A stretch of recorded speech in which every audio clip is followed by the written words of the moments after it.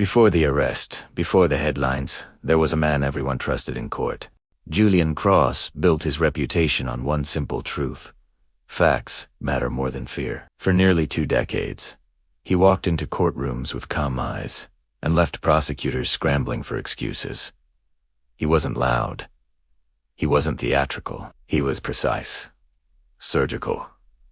The kind of criminal defense attorney judges trusted to keep trials clean and juries trusted to tell the truth. When people said, "If Julian Cross takes your case, you're walking free," they weren't exaggerating. He had dismantled false confessions, exposed planted evidence, broken police timelines so cleanly that cases collapsed in real time. His office sat on the top floor of a glass building overlooking the city. Expensive, yes, but earned. Julian didn't defend criminals. He defended the law, and that made him dangerous. The case that changed everything came quietly. No media frenzy, no screaming headlines, just a private client, referred through channels that didn't leave paper trails.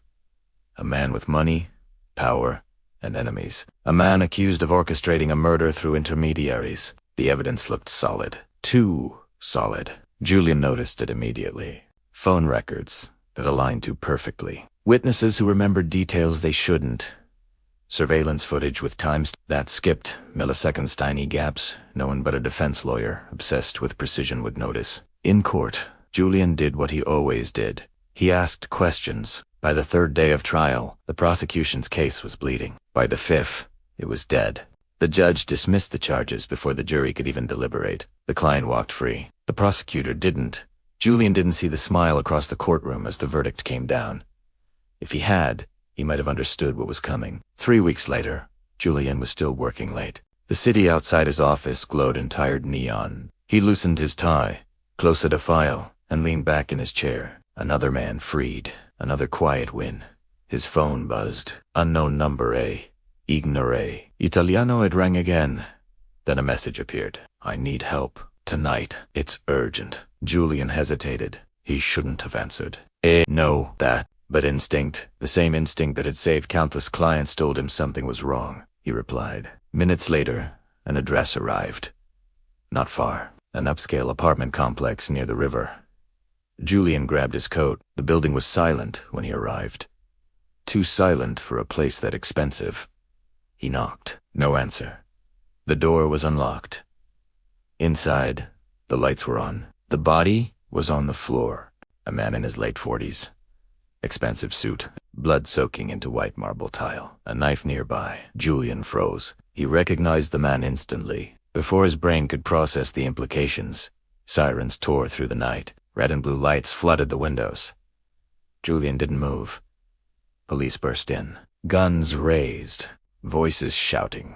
Hands grabbed his arms and forced them behind his back. Cold metal cuffs snapped shut. Julian stared at the knife on the floor. He already knew what they'd find. His fingerprints, security footage from the building entrance, cell tower pings placing him at the scene. The setup was flawless. By morning, the city woke up to his face. Top defense lawyer arrested in brutal murder. News panels speculated wildly. Social media convicted him in hours. His firm released a statement, cutting all ties before noon. Julian watched it from a holding cell. When bail was denied, he didn't flinch. When his phone privileges disappeared, he adapted. When the prosecutor walked in, smiling like a man who'd waited years for this moment, Julian finally understood. This wasn't revenge. This was execution. The prosecution's case was overwhelming on paper. Motive: the victim was a former client turned adversary. Opportunity: Julian was at the scene. Means: the murder weapon carried his prints. Intent: a heated dispute established through recorded calls Julian had never made. From the outside, it looked airtight. From the inside, Julian saw fractures everywhere. In his cell at night, he rebuilt the case from memory. The timeline bothered him first. According to the prosecution, the murder occurred between 9:12 and 9:18 p.m. But the footage from the parking garage showed Julian entering at 9:17. That gave him 60 seconds to ride the elevator, enter the apartment, commit murder, clean nothing, and wait calmly. Impossible. Then there was the knife. No defensive wounds on the victim's hands. No struggle marks. No displaced furniture. A crime of passion doesn't look that clean, and the witnesses One neighbor claimed to hear shouting but described words Julian knew he never said. Another claimed to see Julian leave but got the time wrong by exactly 7 minutes. 7 minutes. Not random. Deliberate. Julian requested to represent himself. The courtroom murmured when he stood alone at the defense table. The judge hesitated. The prosecution objected. Julian spoke calmly. "I know this case better than anyone in this room." The judge allowed it. That was the first mistake they made. Julian didn't argue innocence. He attacked certainty. He dismantled the forensic timeline piece by piece, forcing experts to admit assumptions. He cross-examined detectives until their confidence turned into defensiveness. Then he went after the digital evidence, the calls. Julian proved the recordings had been routed through a spoofed VoIP system. Legal, sophisticated, expensive. Not something a panicked murderer sets up. Something a planner does. By the end of the week, the jury wasn't convinced of his innocence, but they were no longer sure of his guilt. And doubt was Julian Cross's home turf. As the trial recessed, Julian sat alone, eyes locked on the prosecutor. For the first time, the man looked nervous. Julian wasn't just defending himself anymore. He was hunting. Julian Cross understood something most defendants never do. Trials aren't about truth. They're about control.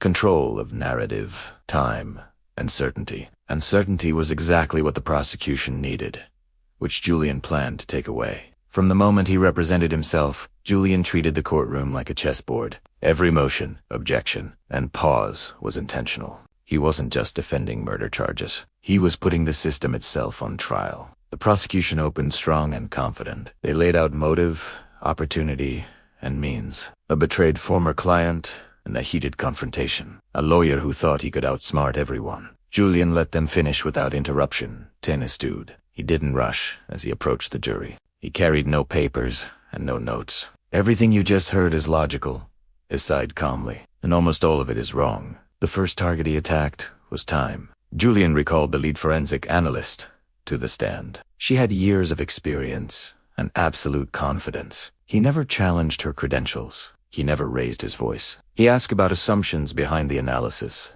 about averages used in calculations, about margins of error rarely discussed. Then Julian projected the official timeline. He showed how it relied on ideal conditions. Elevators arriving instantly, doors opening without delay, a murder committed without resistance. Julian paused before his final question. "Have you ever committed a homicide in under 60 seconds? The courtroom went completely still. The analyst hesitated under the lights. "No," she finally answered. Julian nodded slowly. "Neither has anyone else." Next, Julian turned to the knife. The prosecution called it irrefutable evidence. His fingerprints were on it. His DNA was there too. Julian agreed without hesitation. "That knife was handled by me," he said. "But not during a murder." He explained transfer forensics step by step. He described how secondary contact works, how fingerprints can appear long after death. Then he introduced an untested detail, lubricant residue on the handle, a specific industrial oil, the same oil used by crime scene technicians. The implication landed hard. The knife had been touched after the scene was secured. It had been planted. The prosecution objected immediately. The judge overruled without hesitation.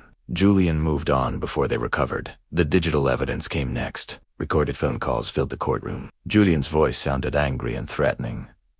He didn't deny the recordings. Instead, he explained them. He called a digital forensics expert, then asked the question avoided by the prosecution. "Can a voice be cloned convincingly?" The expert answered honestly, "Yes." Julian demonstrated how samples could be compiled. Court recordings, interviews, and podcasts, enough to create a near-perfect replica. He revealed metadata inconsistencies, routing paths that led overseas, payments for encrypted VoIP services paid through a shell company. A shell company traced to one person. The prosecutor shifted in his seat. Julian didn't look at him yet. The witnesses began to crumble. One neighbor admitted police-suggested wording. Another admitted she'd been offered immunity. Julian never accused them of lying. He let them admit it themselves. Then came the moment that changed everything. Julian called a former investigator to the stand, a man who had left quietly years earlier. Julian asked about a buried internal complaint, one involving evidence manipulation. The investigator claimed he didn't remember. Julian produced the file in open court. The judge leaned forward as the jury watched. The client Julian had freed had implicated powerful figures behind the scenes. Those figures needed a distraction. Someone credible. Someone who would absorb all attention. The perfect fall guy. A lawyer everyone already believed was too clever to be clean. Julian Cross. The final piece was devastating. Julian introduced building access logs the prosecution had never requested. They showed someone else entering the apartment hours earlier using a master access card. That card belonged to a private security contractor, paid by the same shell company. Silence filled the courtroom. The judge called a recess. When court resumed, the prosecution asked to withdraw certain evidence. The damage was done. Deliberate long. Not guilty. Not guilty. Charges dismissed with prejudice. The real arrests came quietly, days later. No cameras. No headlines. Julian was released. Just as quietly. No press conference. No victory speech. He walked out of the courthouse alone. He never returned to his old office. Never took another high-profile client. Instead, he opened a small practice.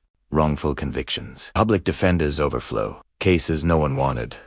People who had been crushed by certainty. Because Julian Krause learned something the hard way. The law doesn't protect the innocent. People do. And only if they're willing to fight the system from the inside. Thanks for watching. Like and subscribe for more content.